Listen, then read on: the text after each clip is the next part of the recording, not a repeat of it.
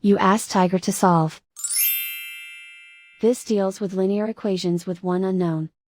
The final result is x equals -4. Let's solve it step by step. Group all x terms on the left side of the equation. Subtract 5x from both sides.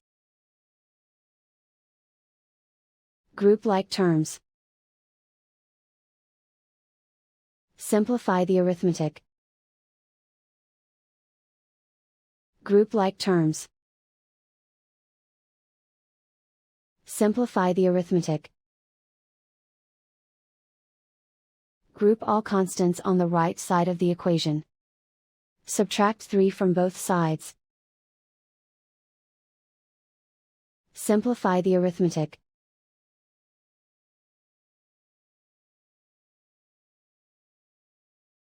Isolate the x. Divide both sides by -3.